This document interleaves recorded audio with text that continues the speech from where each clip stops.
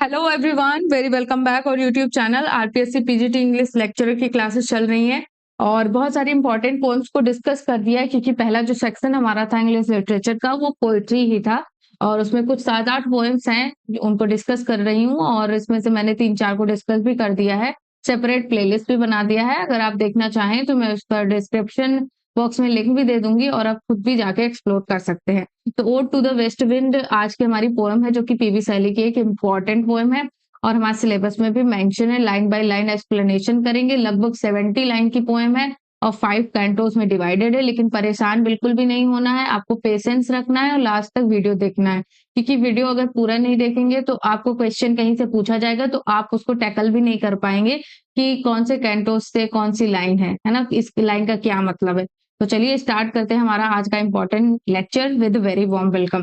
तो पहली हमारी जो स्लाइड हमेशा की तरह बायोग्राफिकल स्लाइड है जिसमें हम ऑथर के बारे में कुछ ब्रीफ जो पॉइंट हैं उनको डिस्कस करेंगे उसके जीवन से रिलेटेड।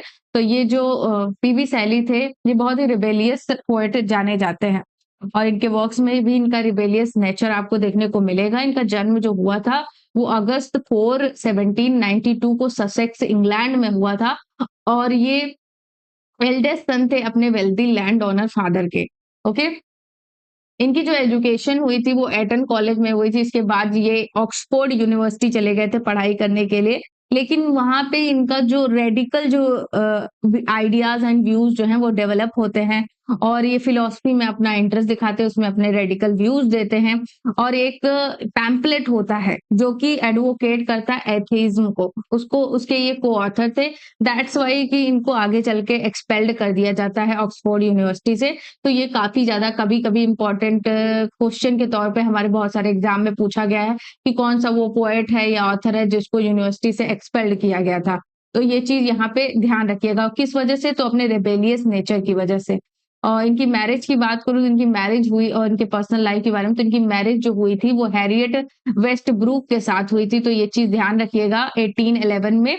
बट ये जो मैरिज थी ये ज्यादा सक्सेसफुल नहीं रही, इसमें ये आगे चल के सेपरेट हो जाते हैं अपनी वाइफ हैरियट वेस्टब्रूक से और आगे चल के ये किसके साथ मतलब प्यार में पड़ जाते हैं, तो मैरी वोllस्टोनक्राफ्ट और गॉडविन की डॉटर होती हैं जो आगे चल के मैरी शैली के नाम से फेमस होती हैं। फ्रैंकेनस्टीन इनकी एक फेमस नॉवेल है, वो भी ध्यान रखिएगा। उनके साथ ये भाग जाते हैं कहाँ पर, यूरोप। इलोप मतलब होता है भागना। मेजर वर्क्स की बात करूं तो इनके कुछ इंपॉर्टेंट वर्क्स हैं जैसे कि ओजेमेंडियस, ये भी काफी ज्यादा इंपॉर्टेंट वर्क है, इसको मैंने पढ़ाया भी है तो आप जाके वीडियो में भी देख सकते हैं कि ओजेमेंडियस पोएम क्या है। Prometheus unbound, to a skylark और यहाँ पे ode to the west wind भी काफी ज्यादा इंपॉर्टेंट पोएम है इनकी, ये भी ध्यान रखिएगा। इनकी जो डेथ हुई थी वो सिर्फ 29 एज के थे ये, तब इनकी डेथ हो गई थी जुलाई 8 1822 को एक बोटिंग एक्सीडेंट में। ठीक है, एक बोटिंग एक्सीडेंट में इनकी डेथ हो गई क्योंकि इनकी बॉडी जो थी वो पानी के किनारे डूबी हुई मिली थी इस वजह से। और इनकी पहचान भी इनके कुछ चीजें इनके मतलब कपड़ों से मिली थी, दैट्स इनकी पहचान की गई थी कि ये पीबी शैली है। ओके, अब हम पोएम के बारे में देख लेते हैं, ये पोएम किस बारे में है। Ode to the west wind जो है ये पर्सी बाइसी शैली यानी कि पीवी शैली ने 1819 में लिखा था और इसे फर्स्ट पब्लिश हुई थी 1820 में। एक कलेक्शन था, उस कलेक्शन का क्या नाम था, Prometheus unbound with other poems करके एक कलेक्शन था, इसमें ये पोएम पब्लिश हुई थी। द पोएम का स्ट्रक्चर क्या था, तो ये 5 पार्ट की पोएम है, 5 कैंटोस या ओड आपको इसमें देखने को मिलेंगे।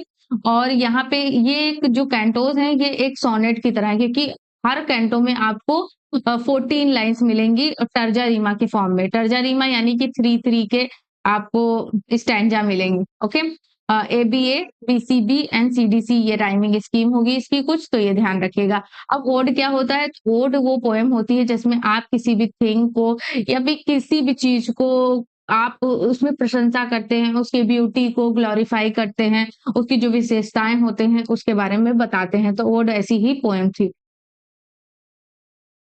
तो यहाँ से हमारा फर्स्ट जो कैंटो है वो स्टार्ट होता है। फर्स्ट लाइन देखिएगा, O wild west wind thou breath of autumn's being, यानी कि वहां पे वेलकम करते हैं पोएट किसका, तो वेस्ट विंड का। कहते हैं कि तुम्हारे होने से शरद ऋतु के होने का प्रमाण है। ऑटम मीन्स क्या होता है, शरद ऋतु। Thou from whose unseen presence the leaves dead are driven. तो यहाँ पे क्या मतलब होता है इसका, यानी कि तुम्हारी जो ना दिखने वाली अदृश्य जो प्रेजेंस है, अनसीन प्रेजेंस, यानी कि जो किसी और को ना दिखे, वो मतलब क्या करती है, जो मरी हुई पत्तियां होती हैं उनको उड़ा देती है। ओके, कैसे? Like ghost from an enchanter fleeing, ऐसे वो आगे की तरफ उड़ती हैं जैसे कि उनके पीछे कोई घोस्ट पड़ गया हो। Yellow and black and pale and hectic red, यानी कि जो शरद ऋतु में क्या होता है कि जो पत्तियों का जो रंग होता है वो पीला काला पड़ जाता है। ऐसे लगता है कि जैसे कि उनमें कोई जीवन ही ना हो, है ना, वो किसी बीमारी से ग्रस्त हो गई हो और मरने के कगार पर हूँ।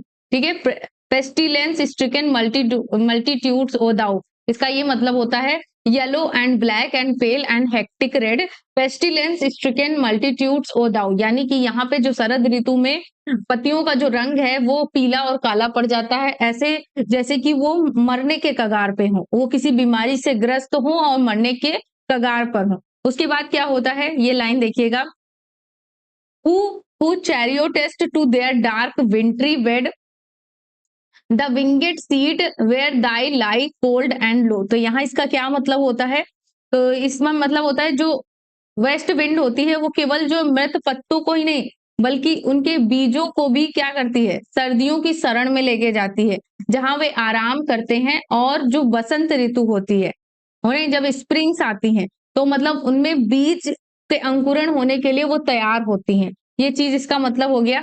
उसके बाद देखिएगा, each like a corpse within its grave until thine as a sister of the spring shall blow। वे तब तक जागृत नहीं होते जब तक वसंत की हवा नहीं आती।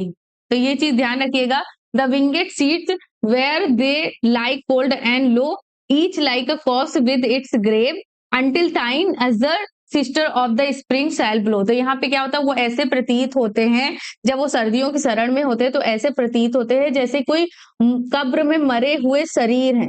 वे तब तक उनमें जीवन नहीं आता जब तक कि उनको वसंत ऋतु की हवा नहीं आती, तब तक उनमें कोई जीवन नहीं आता है। ये चीज यहाँ पे क्लियर हो गई। ओके,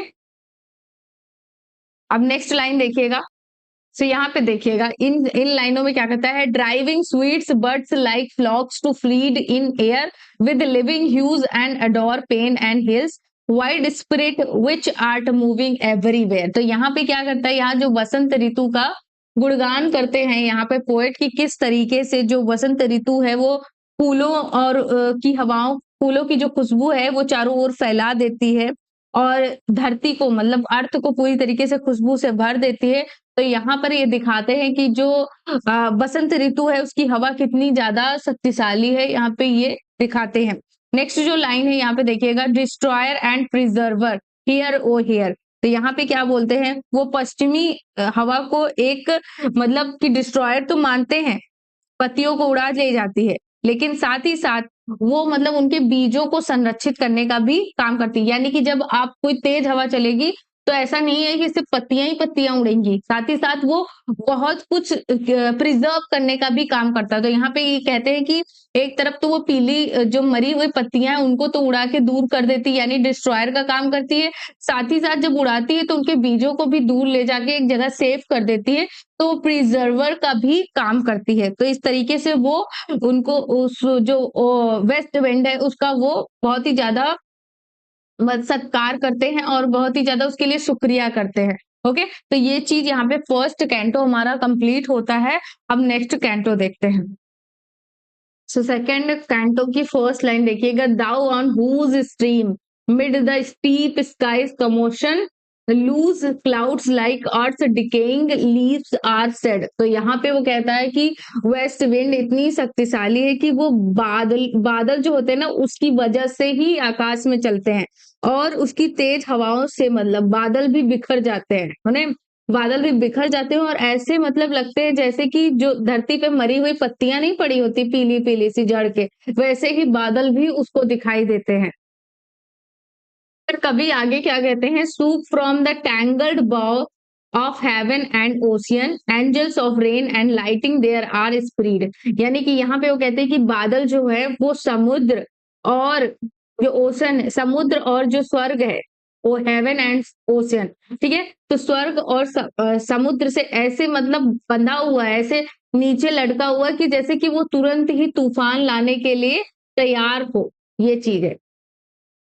नेक्स्ट लाइन देखिएगा, यहाँ से ऑन द ब्लू सरफेस से लेके हम फ्रॉम द डिम वर्ज यानी कि of some fierce maenad even from the dim verge. तो यहाँ देखिएगा on the blue surface of thine aery surge, यहाँ पे जो पश्चिमी हवा है उसकी जो शक्तिशाली है उसके बारे में बात करते हैं कि like the bright hair uplifted from the head of the some fierce maenad, यहाँ पे जो ग्रीक कैरेक्टर है मेनेड उसके बालों से उसकी तुलना करते हैं कि ऐसा लग रहा है कि जो जैसे शक्तिशाली हवा चल रही बादलों पर भी उसका शक्तिशाली प्रभाव दिखाई दे रहा है, जो वेस्ट विंड है उसका, और ऐसा लग रहा है जैसे कि जो ग्रीक कैरेक्टर मिनाड है उसके बालों से उसकी गति मिल रही हो कि वो बादलों को उथल पुथल मचा रही है। The locks of approaching storm thou dirge, तो यहाँ पे क्या मतलब उसकी जो लटे हैं वो तूफान को लेके आ रही हैं। अब आगे देखिएगा ऑफ द डाइंग ईयर, और यह एक तरीके का जो मतलब मरे हुए साल का प्रतीक है। To which this closing night will be the dome of vast sepulchre vaulted with all thy congregated might। तो इसका क्या मतलब होता है, तो यहाँ पे देखिएगा जो कवि हैं वो मतलब पश्चिमी जो हवा है वेस्ट विंड है उसको मतलब वर्ष का अंत या मृत्यु का प्रतीक मान रहे हैं, और उसको एक तरीके से जो मेलंकालिक सॉन्ग होता है उसकी तरह देख रहे हैं, और किस तरीके से जो रात होती है वो एक सो जाती है, ठीक है, समाधि यानी कि मर जाती है, ऐसा देख रहे हैं वो, और मरते हुए इस साल को ढक लेती है। ओके, और यहाँ पे पश्चिमी हवा की शक्ति का वर्णन करते हैं कौन, पीबी शैली। अब आगे देखिएगा of vapors from whose solid atmosphere black rain and fire and hail will burst o here। तो यहाँ पे क्या करते हैं, अगेन वो उसकी शक्ति का ही वर्णन करते हैं जो वेस्ट विंड है, और कहते हैं कि उस जिसकी शक्ति से बादल बिजली और तूफान, यानी कि जब पश्चिमी हवा चलती है तो ये उल्टी चलती है जिसकी वजह से तूफान आते हैं, बिजली की कड़कड़ाहट होती है, तूफान आते हैं, और इसकी वजह से क्या होता है कि बादल बादल बनते हैं, बारिश होती है, और जो ओले पड़ते हैं, है ना, बाढ़ आती है, तो ये सब आसमान फटने के लिए तैयार हो जाता है। तो इस तरीके से वो क्या करते हैं, यहाँ पे जो वेस्ट विंड है उसकी जो पावर है उसको यहाँ पे शो किया है कि किस तरीके से कितनी पावर है वेस्ट विंड के अंदर। एक तरफ वो डिस्ट्रॉयर है तो एक तरफ प्रिजर्वर है, और वो तहस नहस भी कर सकती है लेकिन वो रीबर्थ भी कर सकती है। तो इस तरीके से जो सेकंड कैंटो है वो भी हमारा यहाँ पे एंड होता है। यहाँ से हमारा तीसरा कैंटो स्टार्ट होता है, thou who didst waken from his summer dreams, ठीक है। तो इस लाइन का समझिए मतलब, समर मतलब क्या हो गया, ग्रीस, ड्रीम्स मतलब सपने या नींद से, वेकन मीन्स जगाया, यानी कि तुम वह हो जिसने समर से की नींद से जिसको जगाया। The blue Mediterranean where he lay, इसका क्या मतलब होता है, जो नीला भूमध्य सागर है, नीला भूमध्य सागर जो सोया पड़ा था, ठीक है, lulled by the coil of his crystalline stream. तो इसका क्या मतलब होता है, जिसे उसकी शीतल धाराओं ने शांत बनाया, ठीक है। यहाँ पे पूरा बताते हैं कि जो वेस्ट विंड है वो किस तरीके से जो भूमध्य सागर है जो सोया हुआ था उसको जगाया है, ठीक है, जो गर्मी के कारण बहुत शांत सागर में सोया हुआ पड़ा था उसको जगाया। कैसे, तो पश्चिमी जो हवा थी वेस्ट विंड थी वो अपनी जो ठंडी ठंडी तरीके की जो धाराएं हैं, जब सागर में जो धाराएं उठती हैं वो ठंडी होती है ना, तो उससे उसने जगाया था किसको, भूमध्य सागर को। बिसाइड अ प्यूमिस आइजल इन बेव, ठीक है। तो इसका क्या मतलब होता है, तो यहाँ पे बोल रहे हैं beside a pumice Aizawl in by way and saw in sleep old palaces and towers. इसका क्या मतलब है, तो यहाँ पे बता रहे हैं प्यूमिस जो द्वीप है, ठीक, प्यूमिस आइजल मीन्स द्वीप, बायाई की खाड़ी में, बायाई की खाड़ी में, बे मीन्स खाड़ी, उसके बाद and saw in sleep old palace. तो इसका क्या मतलब होता है, तो उसने सपनों में क्या देखा? जो पुराने महल और मीनार देखे। Saw in sleep old palace, यहाँ पे क्या होता है? महल, और टावर्स मीन्स मीनार। फिर इसका क्या मतलब होगा? जो भूमध्य सागर है, quarrying with in the waves in tensor day, तो इसका क्या मतलब है? फिर तरंगों में थरथराते हुए जैसे कोई कहानी, तो इस चीज का ये मतलब है। तो भूमध्य सागर जो होता है वो नीचे बायाई की खाड़ी में स्थित पुराने महल और मीनार पानी की लहरों में कंपित हो रही हैं। हवा इन जो वेस्ट वाइंड है वो इन खंडहरों को जागृत करती है, और सर्दियों में सागर जो सोए हुए थे उनको जागृत करती है। All overgrown with azure moss and flowers so sweet.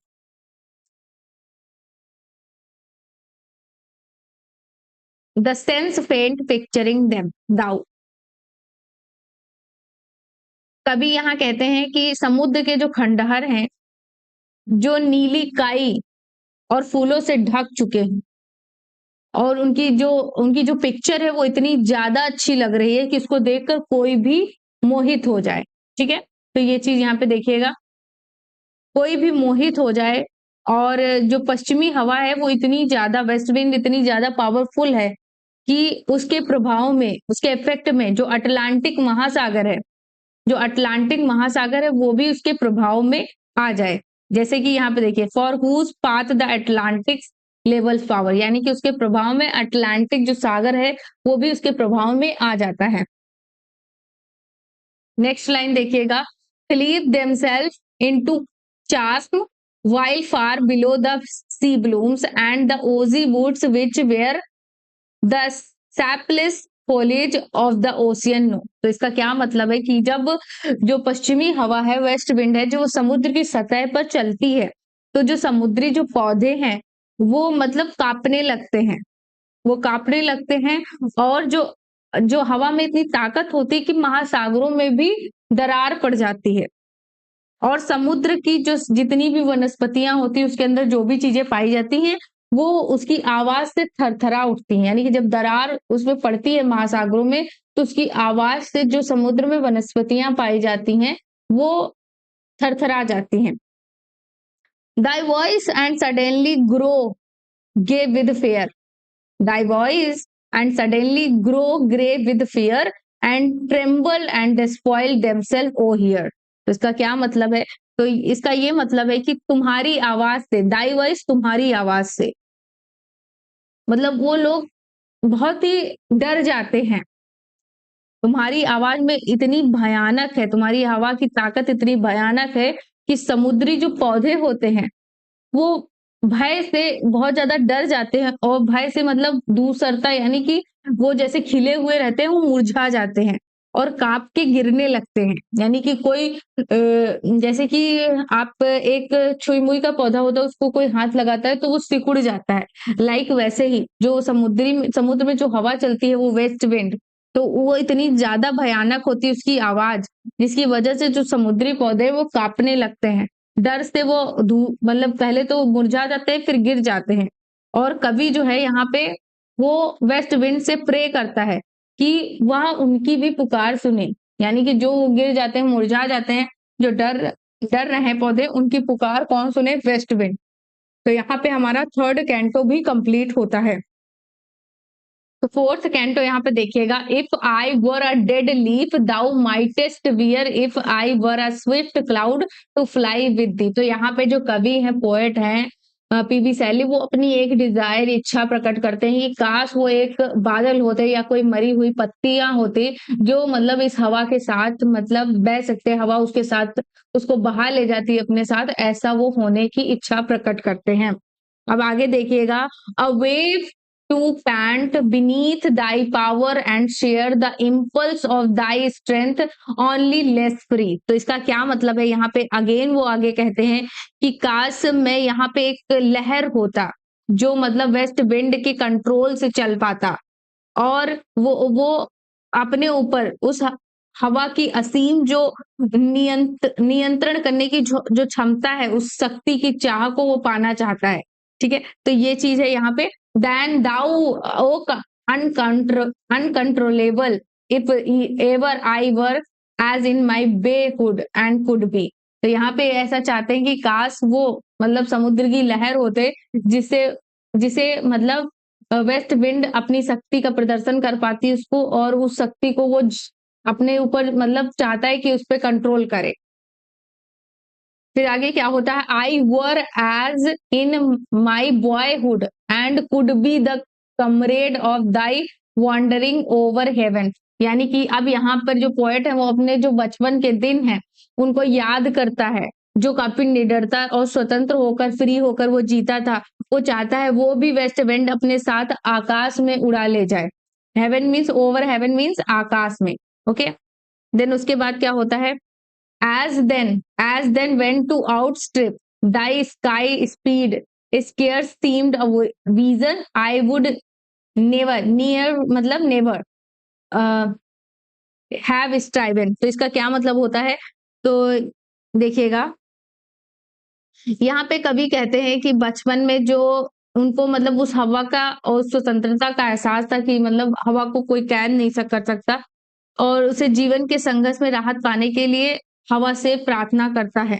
ठीक है, यहाँ पे यानी कि वो ऐसा मानता है कि जो हवा होती है वो फ्री होती है, और उससे वो मतलब उससे वर्शिप करता है, उसे प्रे करता है कि उसको भी जीवन में जो संघर्ष उसके चल रहे हैं उससे राहत दिलाने के लिए वो हवा से प्रार्थना करता है। नेक्स्ट देखिएगा यहाँ पे, O lift me as a wave, a leaf, a cloud, I fall upon the thorn of life, I bleed। तो इसका क्या मतलब है कि कभी यहाँ पे अपनी जो पीड़ा है, जो संघर्ष है, उसके बारे में वेस्ट विंड से प्रे करता है, विनती करता है कि उसे अपने साथ उठा ले, और कहता है कि वह जीवन की कठिनाइयों का संघर्ष कर रहा और इस संघर्ष से दुखी होकर घायल हो गया। I fall upon the thorn of life, यानी कि वो जीवन के संघर्ष से दुखी होकर घायल हो गया है।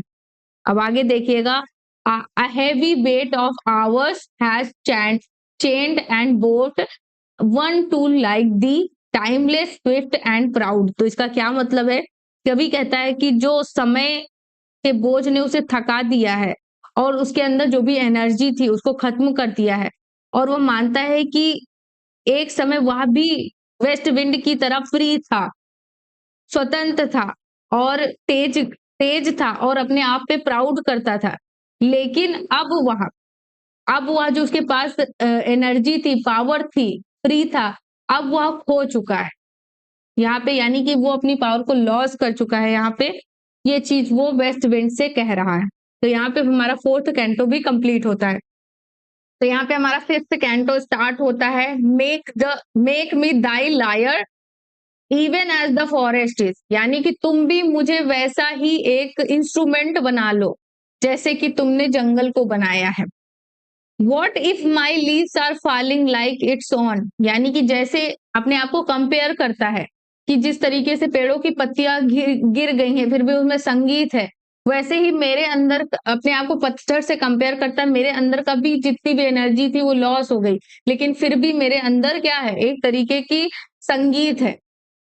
अब आगे देखिएगा, the tumult of thy mighty harmonies will take from the both a deep autumnal tone. तो इसका क्या मतलब है यहाँ पे, तो कहता है तुम्हारे महान सुरों की हलचल, the tumult of thy mighty harmonies, फिर यहाँ पे आगे कहता है will take from a both a deep autumnal tune. आगे ये भी देख लेते हैं, sweet though in sadness be thou spirit fierce. तो इसका क्या मतलब होता है, यहाँ पर वो वेस्ट विंड से कहता है कि उसके जो संगीत की गूंज है वो बहुत गहरी है। ठीक है, वो बहुत ज्यादा गहरी है, और वो शरद, जैसे कि शरद ऋतु में जो मधुर आवाज ध्वनि निकलती है वैसी ही, लेकिन ये जो ध्वनि है, ये जो साउंड है, ये एक उदासी का प्रतीक है क्योंकि ये साथ में पतझड़ को भी लेके आती है। आगे देखिएगा, my spirit be thou me, my spirit be thou me impetuous one. यानी कि तो इसका क्या मतलब है, मेरी आत्मा, माई स्पिरिट मतलब मेरी आत्मा, तुम मुझ में समा जाओ, बी दाउ मी यानी कि तुम मेरे में समा जाओ। ओ वेगवान हवा, यानी कि किसको कह रहा? वेस्ट विंड को कह रहा। वेस्ट विंड को कह रहा है कि तुम मेरी आत्मा में समा जाओ। Drive my dead thoughts over the universe. तो इसका क्या मतलब है कि मेरे जो मृत, यानी कि मेरे जो डेड विचार हैं, यानी कि जो मर चुके थॉट्स हैं, उनको क्या है? उनको तुम पूरे ब्रह्मांड में, पूरे यूनिवर्स में फैला दो। पूरे यूनिवर्स में फैला दो। आगे देखिएगा, like withered leaves to quicken a new birth. तो इसका क्या मतलब है? जैसे कि तुमने सूखे पत्तों को फैला दिया है, वैसे ही मेरे जो डेड थॉट्स हैं उनको यूनिवर्स में फैला दो। जैसे तुमने सूखे पत्तों को फैला के उनको न्यू जन्म दिया है, क्विकन अ न्यू बर्थ, वैसे ही मुझे एक नया जन्म दो। ओके, अब आगे देखिएगा, and by the incantation of this verse. तो इसका क्या मतलब होता है? और इस कविता के मंत्र से, यानी कि ये जो भी कविता मैं लिख रहा हूं, इसमें जो भी बातें हैं वो लोगों तक पहुंचे। Scatter as from the unextinguished heart. इसका क्या मतलब होता है? तो देखिएगा यहाँ पे, मेरे होठों से अचेत धरती के लिए, यानी कि जिसमें कोई चेतना नहीं है, कोई एनर्जी नहीं है, उस धरती के लिए इस जो पोएम को तुम फैलाओ दूर तक। अब आगे देखिएगा, ashes and sparks my words among mankind. तो इस लाइन का क्या मतलब है? मेरे शब्दों को, यानी जो भी मेरे शब्द हैं, जो मेरे वर्ड्स हैं, वो मतलब जितने भी मैन है, जितने भी इंसान है इस धरती पे, उन तक पहुंचाओ। Be through my lips to unawakened earth. तो इस लाइन का क्या मतलब है? यानी कि मेरे जो भी वर्ड्स हैं उनको तुम लोगों तक पहुंचाओ, पूरी धरती में फैलाओ। जैसे कि तुमने वेस्ट विंड जो है वो सूखी पड़ी पत्तियों को, बीजों को दूर तक लेके जाती है, उनको एक नया जन्म देती है, प्रिजर्व करने का काम करती है, वैसे ही तुम मेरे थॉट्स को भी प्रिजर्व करो लोगों तक। अब आगे देखिएगा, the trumpet of prophecy O wind. तो इसका क्या मतलब है? एक भविष्यवाणी का बिगुल बजाओ। The trumpet of prophecy. Prophecy मतलब भविष्यवाणी, ट्रम्पेट मतलब कि कोई भविष्यवाणी का बिगुल बजाओ। किससे कह रहा? ओ विंड, यानी कि जो पश्चिमी हवा है उससे। If winter comes can spring be far behind. तो ये लाइन काफी ज्यादा इंपॉर्टेंट है, एग्जाम में बार बार पूछी गई है। If winter comes can spring be far find, यानी कि अगर पतझड़ आता है तो बसंत भी आएगा, तो बसंत भी दूर नहीं है। स्प्रिंग बी फार बिहाइंड, यानी कि बसंत भी दूर नहीं है। अगर पतझड़ आया है तो बसंत भी दूर नहीं है, इस चीज का ये मतलब है। काफी ज्यादा ये फेमस लाइन है और एग्जाम में बार बार पूछी भी गई है। तो इस तरीके से हमने पांचों कैंटोस को डिस्कस कर लिया है और यहाँ पे हमारा इंपॉर्टेंट सेशन कंप्लीट होता है। थैंक्स फॉर वॉचिंग, मिलते हैं नेक्स्ट वीडियो में, बाय बाय।